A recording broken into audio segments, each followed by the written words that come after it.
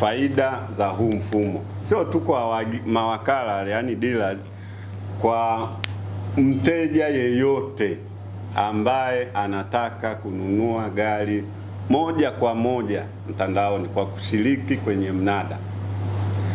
Faida ya kwanza ni huu mfumo unanunua gari ukiwa popote. Ndio maana mmeona hapa tunashindana na watu wako Japani, kuna watu wako sehemu nyingine, wako Dubai, wako wapi, na sisi tuko hapa Turnhouse.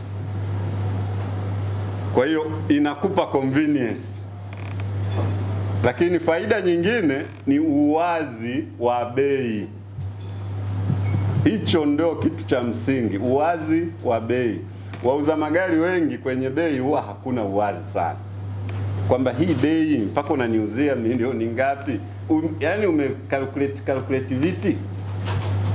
Sasa huku ni wazi, bei tumeshinda kwa yeni hizo, tunaongeza gharama za usafiri, za mnada, ukaguzi inakuja kwa mteja, hakuna kificho. Kwa hiyo inampa dealer au mteja ahueni ya bei ambayo angeweza kwenda kuinunua kupitia kampuni nyingine. Fikiria sisi tumeingia mnadani, tungeinunua ile gari tukaiweka kwenye stock yetu, halafu tuje tuiuze kwa mtu, lazima tungeweka cha juu kama faida. Sasa ile sisi tumeitoa, tunaichukua kwa bei ile ile, inaenda kwa mteja kwa bei ile ile. Kwa hiyo kuna unafuu mkubwa anaupata, na kama ni mfanyabiashara, manake pale ndipo anatengenezea faida kubwa. Nilikuwa napenda niongezee hapo aliposema mwenzangu, lakini kwenye swali lako ambalo umezungumzia dira ya taifa ya Tanzania 2025, ni kwamba Gem Africa pia tuna consider mambo ya tabia nchi. Ukiangalia magari ambayo tumeweka pale, tunachukua yote ya grade kuanzia 3.5 kwenda juu, ambayo hayana environmental pollution.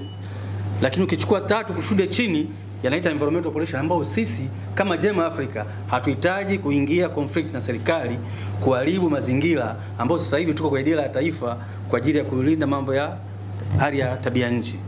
Nilikuwa napenda niongezee kwa kuelekea dira ya taifa 2025-2050.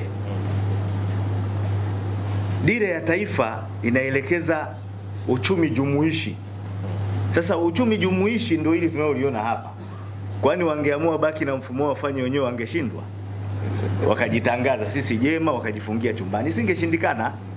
Lakini uchumi jumuishi wametuita na sisi. Uchumi jumuishi, faida zinazotokea hapa, magari tunayatumia kwenye shughuli za kiuchumi.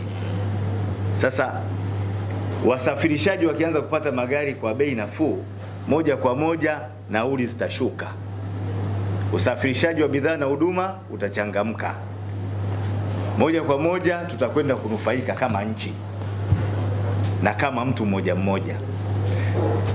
Mimi nina furaha sana. Asante sana.